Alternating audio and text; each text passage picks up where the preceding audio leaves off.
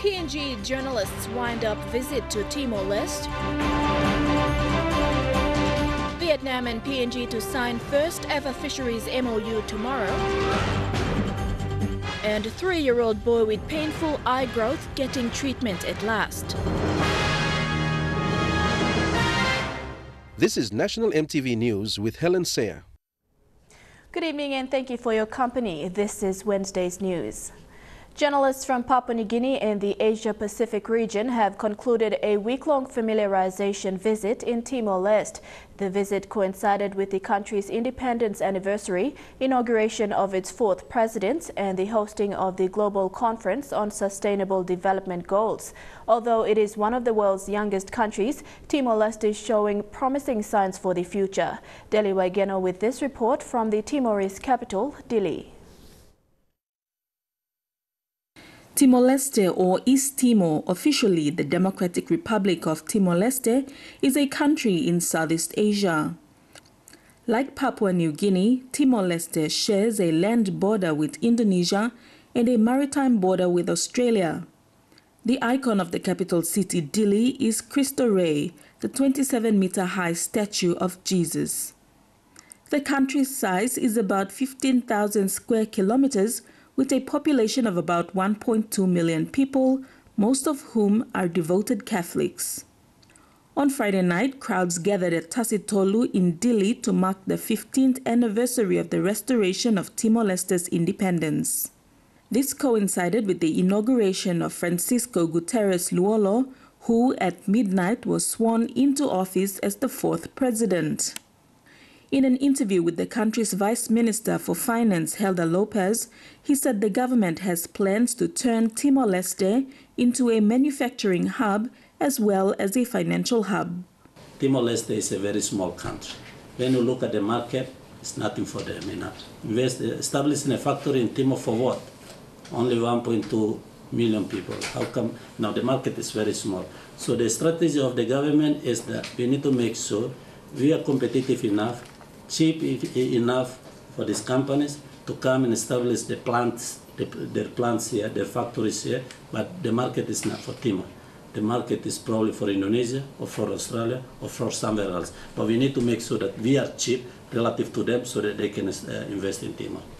A small part of the country called the Oikuse region is in the eastern part of the island of Timor, surrounded by Indonesia. This is where a pilot project for a special economic zone is being created. Everything beginning with the infrastructure is being built from scratch, and it's a huge investment for the country. First, we start with infrastructure, the very important basic infrastructure, roads, water, airport, electricity, and port. And we combine it with education, so we invest on education, health. Arsenio Bano is the Oikuse Regional Secretary for Education and Social Services.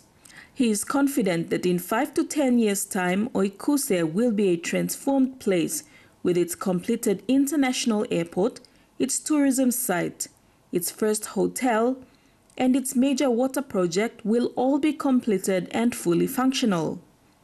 In 15 years, Timor-Leste has established peace, founded institutions of the state, built its health and education systems, constructed infrastructure, and improved the well-being of its people. All of this in a post-conflict country which literally had to start from scratch and rise from the ashes after 1999. These days, the government is committed to continue to build and serve its country. Deli Waigeno, National MTV News, Dili. Papua New Guinea was not present at the Conference on the Sustainable Development Goals hosted by the government of Timor-Leste in the capital Dili. The global conference on the 2030 agenda brought together high-level policymakers from governments, development partners and civil society organizations. General Secretary of the G7 Plus International Secretariat, Dr. Helder da Costa, encouraged PNG to participate more in the discussions and share their experiences with other countries. Representatives from the G7+ countries attended the opening of the Global Conference on the 2030 Agenda, a roadmap for SDGs in fragile and conflict-affected states. They included countries like Afghanistan, Central African Republic, Sierra Leone, Somalia, South Sudan, Portugal, and Sweden, to name a few. Although PNG is not a G7+ member, an invitation to attend the conference was sent by the government of Timor-Leste. The conference would have benefited PNG and especially the autonomous region of Bougainville in its post-conflict and reform state. The G7+ is committed to realizing the SDGs, especially Goal 16 related to peace, justice, and strong institutions. Secretary General of the G7+ International Secretariat, Dr. Helder da Costa, said conflict and fragility have proven to be the most difficult challenges of the century. We welcome the United Nations Secretary General's Sustaining Peace Agenda, recognizing the importance of conflict prevention and sustaining peace. President of Timor-Leste, Dr. Francisco Guterres Luolo, who officially opened the conference, said Timor-Leste was one of a few countries to ratify the 2030 agenda at the parliament level. This, he said, showed the country's commitment to both the Global Development Agenda and the implementation of the SDGs. The Dili communique resolved that the only way to end the suffering and ensure prosperity for all is by building peace through national-owned inclusive dialogue and reconciliation. The United Nations Secretary General Antonio Guterres, through a video message, thanked the Timor-Leste government for hosting and sharing its experience and also reaffirmed advancing promotion as a top priority for the UN. The G7+ will present its first SDG report at the high-level political forum in New York in July this year. Deli Waigeno, National, EMTV News, Dili. PNG and Vietnam will be signing a first-ever MOU on fisheries tomorrow. This follows a bilateral discussion today in Port Moresby. A top priority on today's discussion was illegal fisheries in PNG waters. The Vietnamese government delegation was headed by the Deputy Minister for Agriculture and Rural Development, Vu Van Tam. While in the country, the delegation requested to speak with the remaining Vietnamese illegal fishermen who are currently serving time at Bomana prison. That was not a prior arrangement, but that was a request that they wanted to meet up with the prisoners up at Bomana. But what we mentioned to them is that that's not really under our jurisdiction, and we need to contact the relevant agencies to be able to arrange that. And I think they agreed to just send two of those prisoners down to just talk to the delegation here. So that's why they were here. Of the 50 illegal fishermen that were sentenced to prison in March this year, 7 remain at Bomana prison. Managing Director of the National Fisheries Authority, John Kasu, said the bilateral today will pave the way for more closer partnership between PNG and Vietnam. A top priority for both countries is illegal fishing. There are actually 3 things that we are looking at discussing. One is the MOU, one is a communique which will be signed between the head of state or the minister and the minister representing Vietnam. And then the memorandum of understanding, which is the one that we're finalizing. I think that's the one that we will be probably signing tomorrow.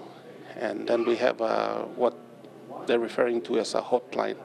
And this is to address the issues of IUU fishing. So I think with the discussions we're having now, probably the outcome that for tomorrow is that we will just sign the memorandum of understanding. The one with the communique, I think they will take it back and have some further work done on it. And I think that will be signed maybe in the margins of APEC meeting towards the end of the year.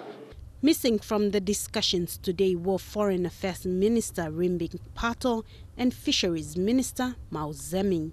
When you talk about illegal fishing, and I keep saying this, that it's not only NFA's responsibility, it's it needs to be looked at collectively. So we need to approach this issue of illegal fishing on a whole of government approach. So a number of agencies we need to work with. And I think we're working, we have MOUs with defense, police, and relevant agencies that we need to work. And I think that's something that we need to strengthen to be able to address this challenge before us. Sarah Aupong, National EMTV News. The University of Papua New Guinea Council announced the resignation of Vice-Chancellor Albert Melam this afternoon. Professor Melam served for 4 years. Pro-Vice-Chancellor for Planning and Development Vincent Malaibe will be the interim Vice-Chancellor. Professor Melam's exit will leave behind 4 years of university reforms. This includes vital partnerships being formed. One of them with the Australian government is worth a total of 170 million kina for new infrastructure and maintenance. What you're witnessing that's being funded by the Australian government, as I've made reference to, infrastructure development, some maintenance, provision in the budget. Melam will be taking up a new role with an established company.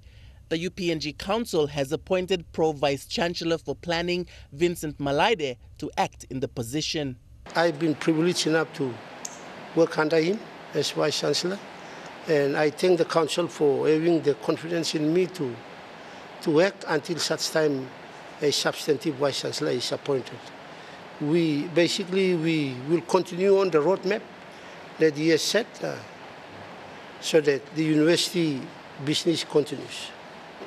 This all comes after the nationwide protests by university students earlier last year, continuous delays in funding and funding cuts in the last 4 years. The university has reduced its budget from the expected 350 million kina to around 45 million kina. That's nearly 8% of what is needed for the university to deliver quality education. To run this university, we need something in the order of 350 million kina. Harry Egimbari, National EMTV News.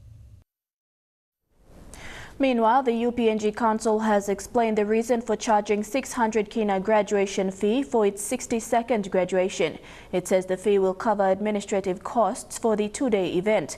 It will be held on the 28th of July. Pay for electricity, we got to pay for the service providers who come in and be part of the graduation ceremony. And so we got to recoup that cost. Yes. Security, for example,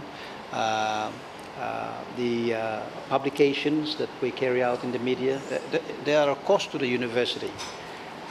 So Council in its wisdom has decided that going forward there will be a fee of 600 kina. Through the kindness of strangers on social media, 3-year-old Bongre Peter, battling an enlarged tissue growth completely covering his right eye, is now being treated at the Port Moresby General Hospital. After seeing Bongre's widely shared story on Facebook, Dr. Peter Olali, head of the cancer department, invited him and his mother for a checkup in Port Moresby. Michael Williams and the Simbu Children Foundation went all out to facilitate Bongre's trip. Eliza Palme with this story of helping and hope.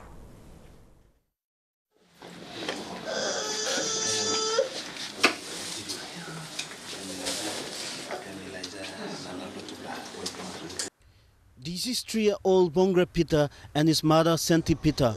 They are here at the Port Moresby General Hospital. Bongre will now be admitted at the pediatric ward. Bongre's story is a story of love and compassion.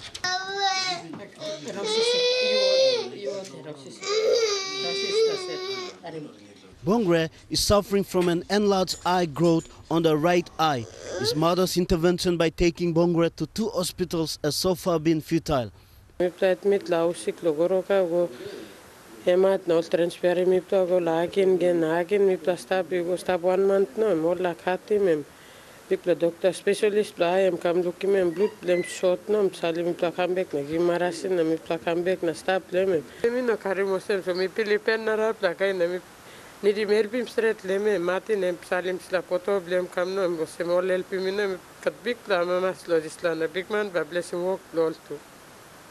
Bongre's story was said by Michael Williams on Facebook to garner over 300 shares on the social media platform. Bongre lives with his struggling parents barely eking out a living at the West Gorokas Banana Block settlement. Bongre's story was then told to Williams, who is an entrepreneur connected to the Simbu Children's Foundation. I am a member of Simbu Children's Foundation, and we do reach out for kids. In their needs, we do reach out, so that's part of what I do. Bongre and his mother will now be housed at Pomzen's pediatric ward to be checked by the children's cancer specialist. The move was done by Dr. Peter Olali, Pomzen's cancer department head. He was going through his news feeds when he came across Bongre's medical appeal. Being the doctor in charge of cancer in this hospital, I thought, oh, let me try and help this patient out. So I made a comment on social media, oh, we can help him. If there's nobody else to see him anywhere else, send him down to Port Moresby General Hospital. Bongre and his mother were flown to Port Moresby through the generosity of other caring benefactors who were also moved by the appeal.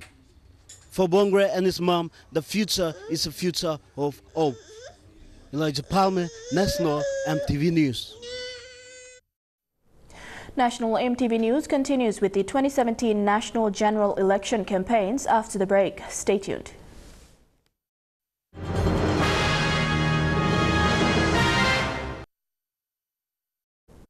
Welcome back. The National Alliance Party has completely abandoned the People's National Congress ship.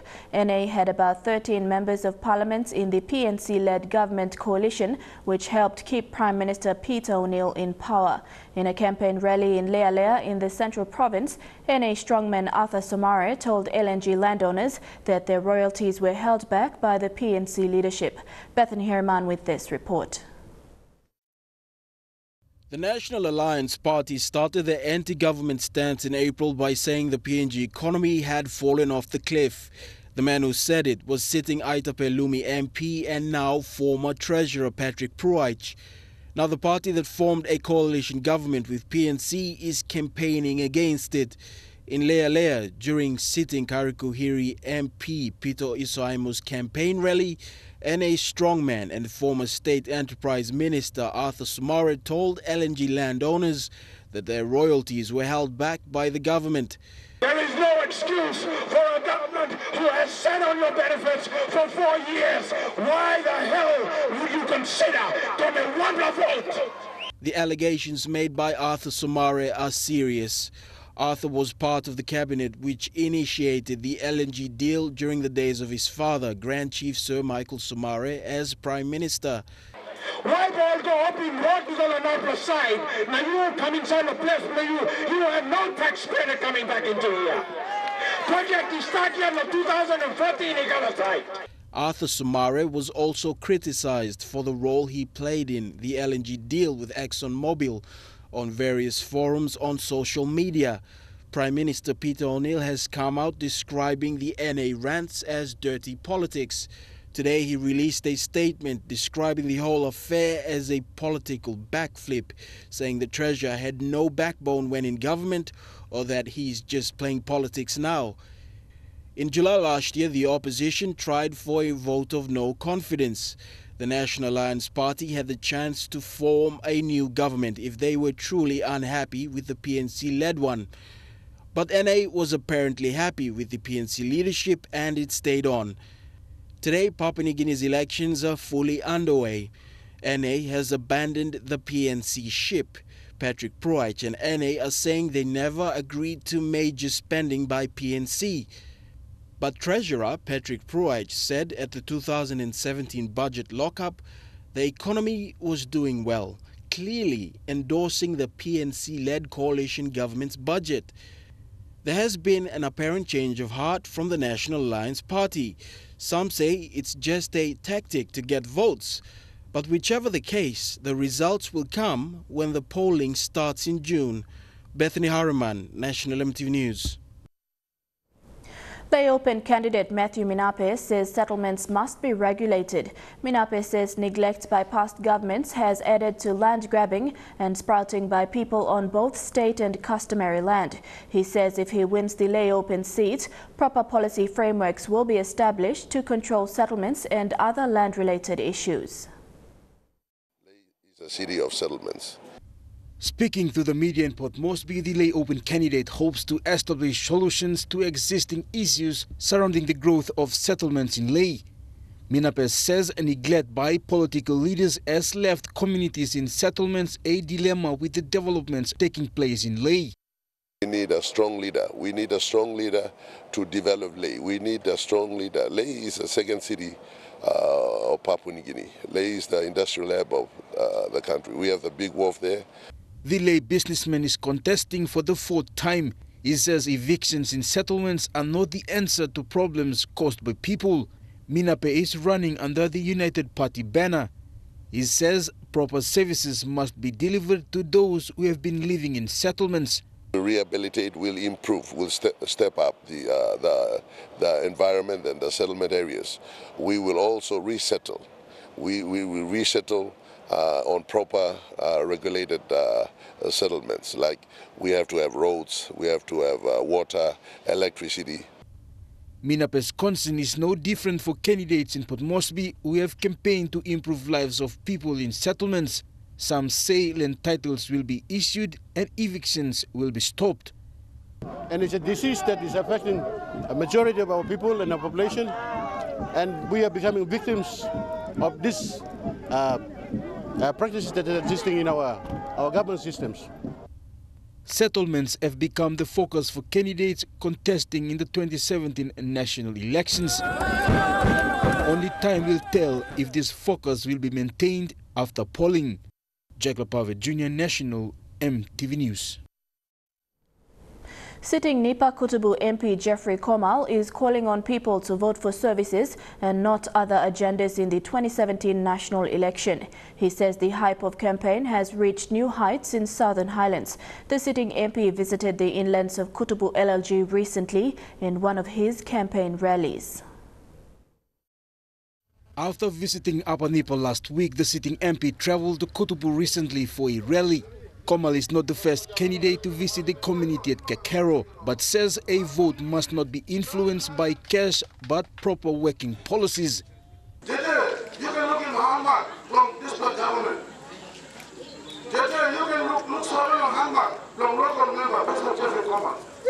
You don't need from 10 kina, 20 kina, 50 kina, 100 kina. And now you can make a business. Despite being close to an oil project, services have slowly reached people. Roads remain bumpy, health and education services remain scarce, among others. Komal made no promises but says if he retains the seat, the level of service delivery will expand to continue its district strategic plan, especially in the health, education, agriculture and infrastructure sector.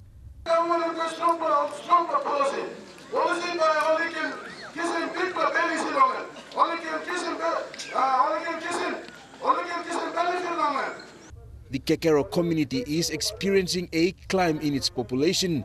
Community leaders say past candidates have promised them services but failed to deliver. Their concern, the establishment of a school.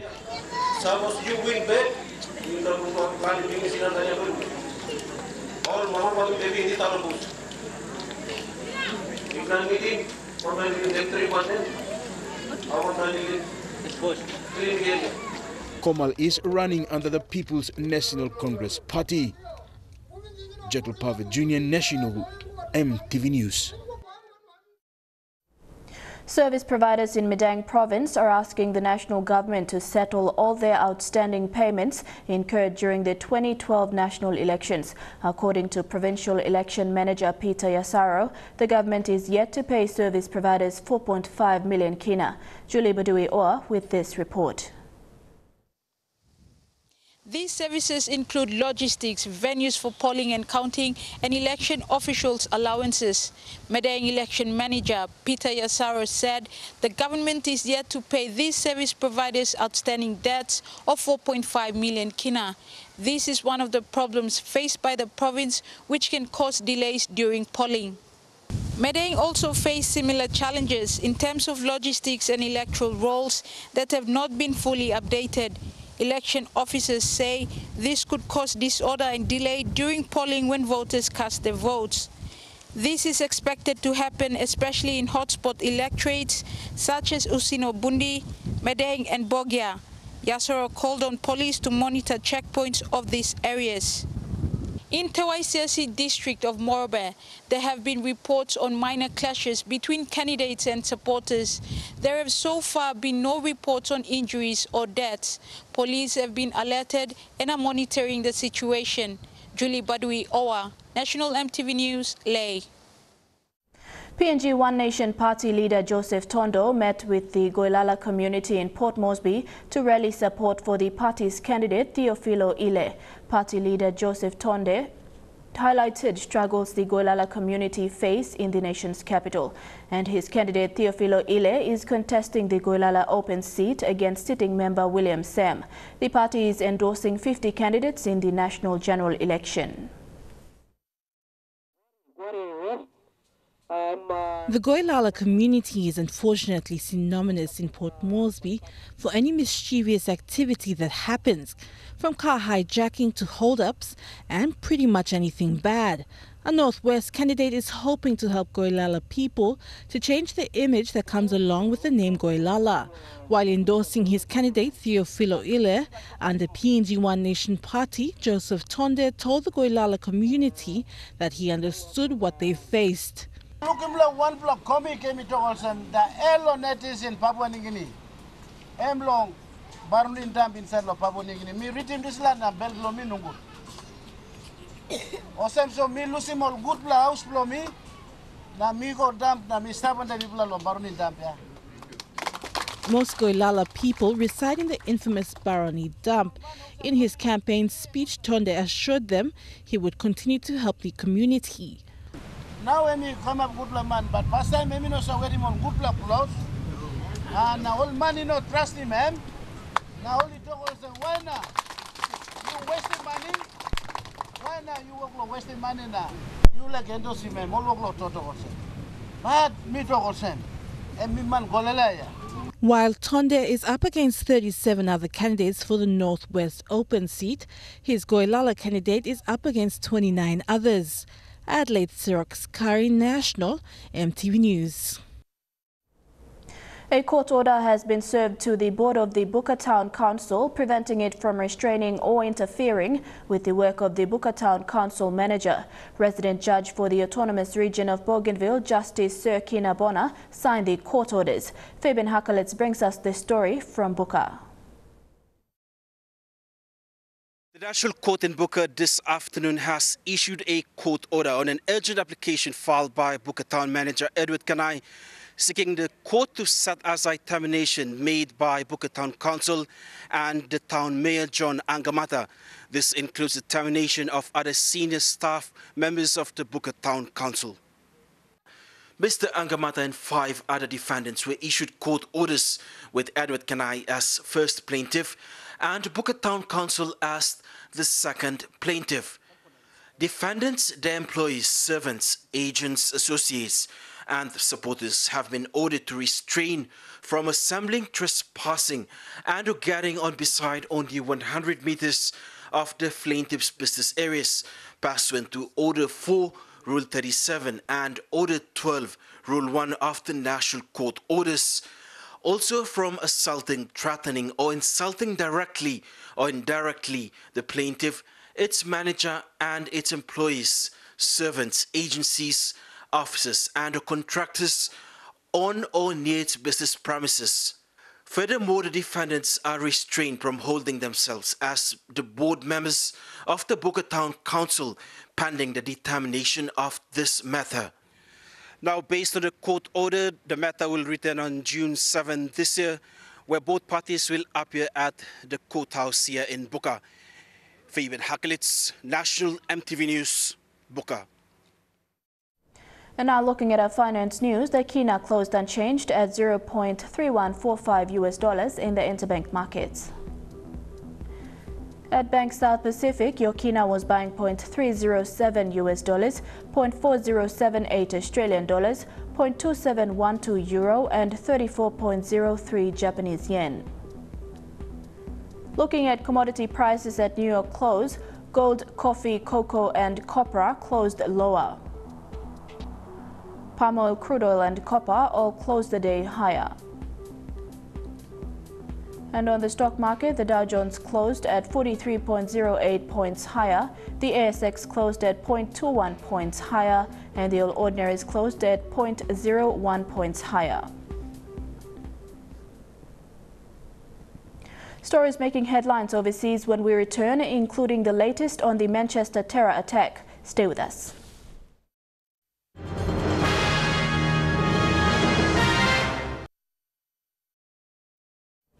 Welcome back to the news. Turning overseas, Britain has raised its terror threat level from severe to critical following the Manchester Arena attack. In a statement, Prime Minister Theresa May says further attacks on British soil could be imminent. Military personnel will now be deployed to protect key sites around the country, as investigators are still unable to suggest whether the suspect Salman Abedi acted alone. These are the first images of the 22-year-old. 22 people, including some children, died in the blast that went off as fans left the concert. Oh my God! There were screams, then running. A crowd of children, teenagers, parents, all heading for whatever exit they could find. Near the entrance, 22 people were killed. Around 60 were injured. The injured were taken to 8 hospitals across Greater Manchester. Armed police units patrolled the streets by the arena. Before the night was over, the police knew they were dealing with an attack by a suicide bomber. I can confirm that the man suspected of carrying out last night's atrocity is 22-year-old Salman Abedi. Salman Abedi was the son of refugees, a student at Salford University. Manchester has been a city on edge today, shaken by alerts and rumours, and a shopping centre evacuated. Tonight, the Prime Minister raised the threat level to its highest category. It has now concluded, on the basis of today's investigations, that the threat level should be increased for the time being from severe to critical. This means that their assessment is not only that an attack remains highly likely, but that a further attack may be imminent. Tonight, thousands of people gathered outside the town hall in a mark of defiance. One by one, members of different faiths insisted they would not be cowed. These were Sikhs with placards, "I love Manchester." Defiance, yes, but questions too as to what drove a young man to murder so many. Police have named 3 of the 22 people killed in the attack, among them an 8-year-old girl. 59 people were sent to hospital from the attack, including 12 people under the age of 16. More are still missing as families launch desperate search for their loved ones. The youngest life lost, 8-year-old Safi Roussos, at the concert with her mother and sister from Lancashire. Today, her head teacher said she was simply a beautiful little girl, loved by everyone. Also killed, student Georgina Callender. She idolised Ariana Grande. This was the teenager meeting the singer in 2015. This afternoon, Runshaw College in Leyland said, "Our thoughts and prayers go out to all of Georgina's family, friends, and all of those affected by this loss." Also confirmed among the 22 who died, John Atkinson from Bury. Friends said the 28-year-old was an amazing young man. And tonight, families are still waiting to hear from loved ones. People like Chloe Rutherford and Liam Curry from South Shields. The daughter of Marcin and Angelica Clicks has asked for help finding her parents. And mothers Alison Howe and Lisa Lees are not accounted for after visiting the arena to collect their children. Behind every face, a desperate search. You haven't seen this girl by any chance, have you? Excuse me. I'm just asking if you've seen this young girl. Have you seen this girl? She was at the concert last night. This is the uncle of 15-year-old Olivia Campbell. Her family asked us and other media to show her picture and publicise the search from hotels to hospitals. Manchester is also thinking of the injured.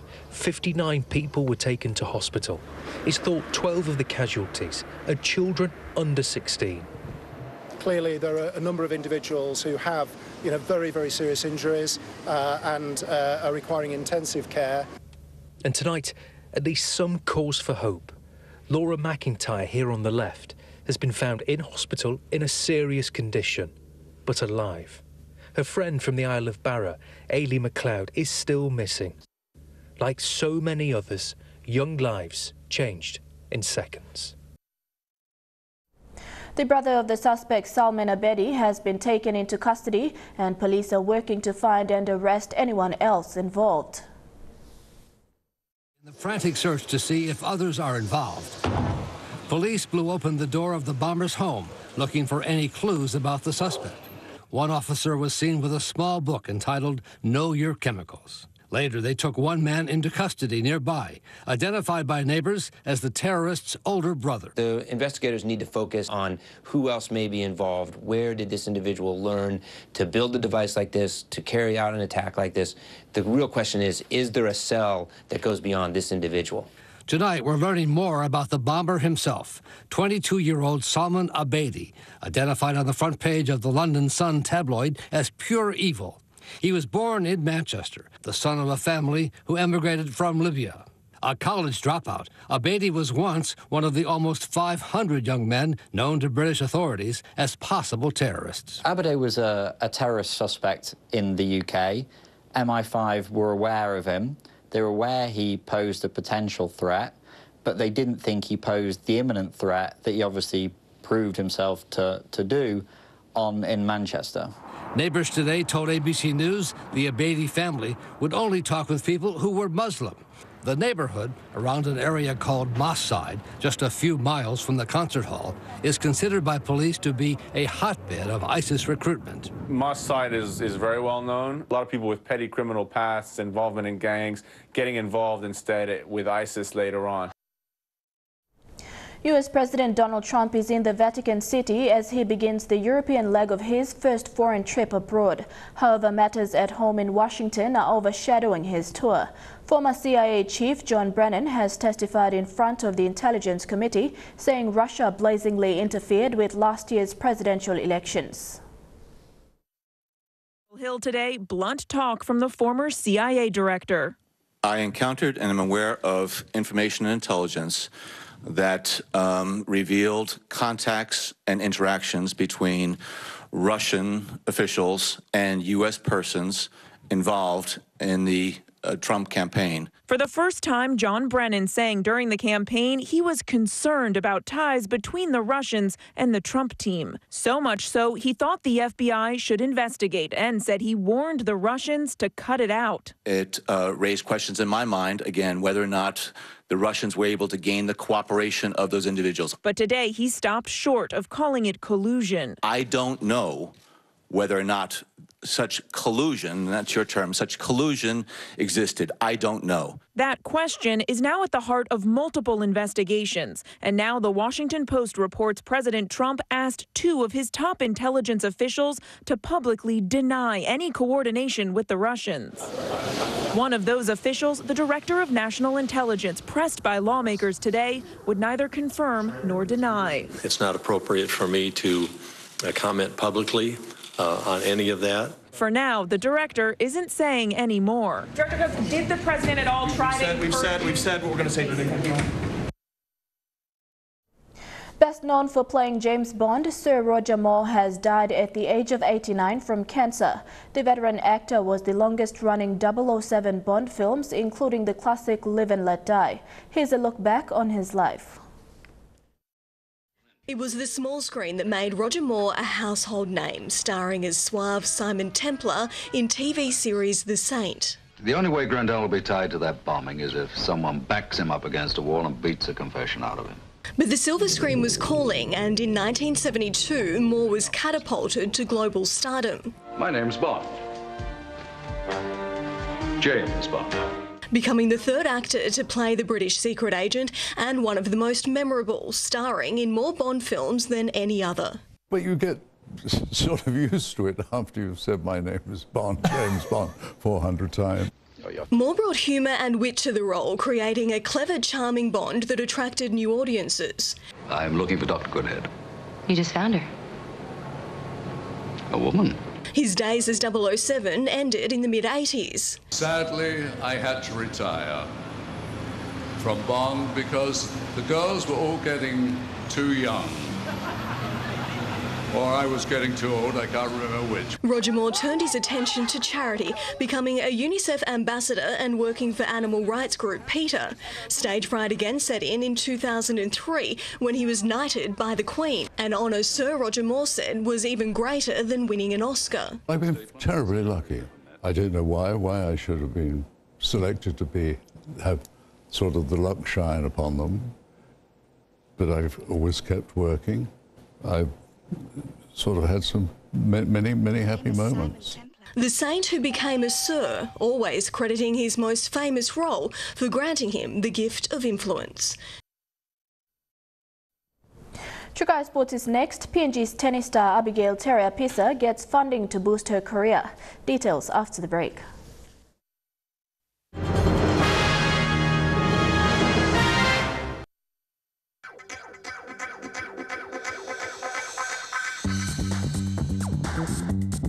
Chukai Sports.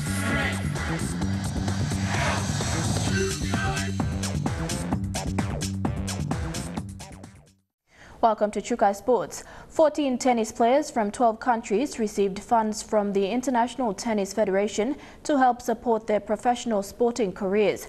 One of the 14 is PNG's #1 tennis star Abigail Terra-Pisa. Godwin Eki reports.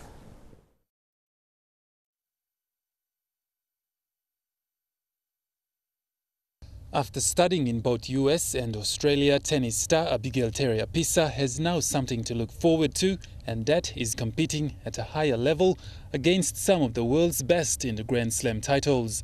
To support her sporting career, Abigail was one of the 14 tennis pros from representative countries to be nominated as recipients entitled to receive the Grand Slam development funds. The entire team of 14 individuals received $25,000 to help boost their level of competition and also assist with the development of their sport.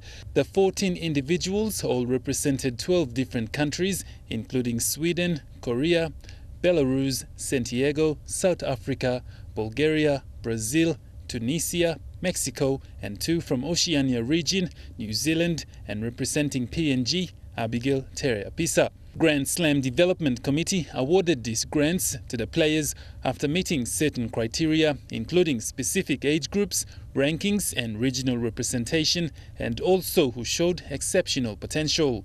This new initiative is expected to provide funding in 2017 for these players around the world to develop as professional tennis players and also to compete in Grand Slam tournaments. Abigail Terra-Pisa, who was ranked 900 mark, dropped down to 400 mark and hopes to cut down even further in her upcoming tournaments while representing PNG at the international events. Godwin Eki, National, EMTV Sports.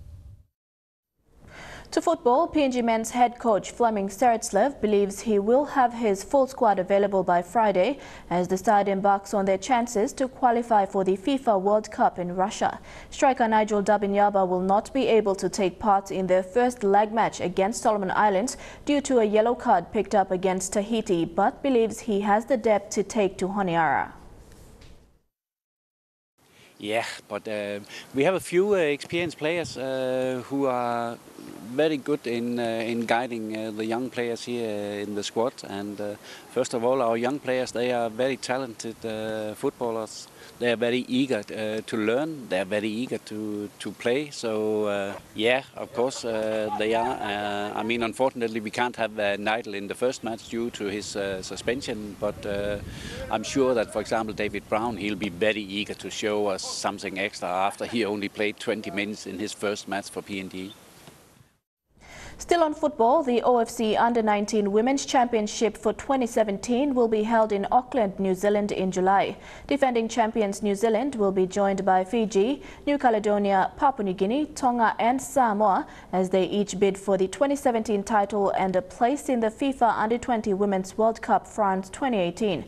The format of the competition is a round-robin league with 3 games scheduled for each match day. The PNG Under-19 women's team is currently under the care of women's coach Rachel Waduna in Medang.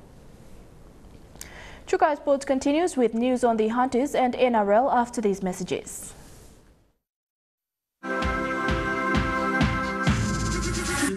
Chukai Sports.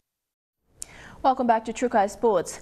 Willie Minoga has been named to replace David Loco in the second row position for this weekend's Intra Super Cup clash. Since the start of the season, Minoga has been playing mostly in the centres. David Loco has been ruled out with an ankle injury sustained during last Saturday's match. Brandy Peter has been named in the extended 20-man squad. After having an outstanding season last year, he could not maintain his form during the Hunters pre-season earlier this year and was dropped after failing to pass fitness tests. He then joined the South's Logan Magpies, but was unsuccessful in his stint with the Magpies. He approached Michael Marum and was put through intense fitness training for the past 2 months. He has been named as the 18th man in this weekend's team. This weekend they will be competing for the inaugural New Guinea Cup. The Townsville Blackhawks will arrive in Port Moresby on Saturday for the 3 p.m. game on Sunday at the National Football Stadium in Port Moresby. Lige Levet, National EMTV Sports. To NRL, Melbourne Storm prop and Kiwi captain Jesse Bromwich will return to the Storm's lineup come June 2nd after serving a 2-match suspension following a cocaine scandal. He was caught on CCTV purchasing cocaine just after the Anzac Test match earlier this month. So the Kiwis again, probing for the 27-year-old made no excuses when the 2-match suspension and World Cup ban came down on him. He even lost captaincy of the Kiwi outfit and has donated his match fee to charity. He was even given the opportunity to face the NRL board regarding the matter, but Bromwich chose to accept the sanctions imposed on him. He insisted what happened was a result of bad choices and does not reflect him as a person. I was never a part of the crew that used to go and do the drugs. You know, I've been really drunk a couple of times and, you know, tried it a handful of times as a teenager. But since I've moved to Melbourne, it's not part of my life anymore. On the other hand, Melbourne coach Craig Bellamy said Bromwich is still his first choice for a replacement captain. The shocking news of Bromwich's involvement in the drug scandal has not swayed Bellamy's view of his star prop. The coach firmly stated in more than 12 years with the Storms, Bromwich has been nothing but an exceptional force. Dina Rose Raiko, National EMTV Sports. And that ends Trukai Sports. The weather details when we come back. Trukai Sports.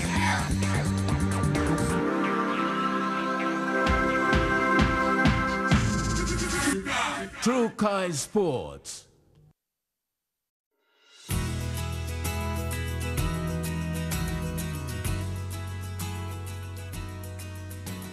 Weather forecast for tonight and tomorrow in the southern region: cloudy with showers in Port Moresby, Kerema and Popondetta, mostly fine in Alotau, and cloudy cloudy as well as windy in Daru. In the Mamasa region, cloudy with storms in Lae, partly cloudy in Wewak and Vanimo, cloudy with showers in Medang and some rain in Dwao. In the New Guinea Islands region, mostly fine in Lorengau and Kavieng, with cloudy and showers in Kokopo, Rabaul, Kimbe and Buka. And in the Highlands region, cloudy with expected morning fog in Mount Hagen, Goroka, Mendi and Wabeg, and Kundiawa.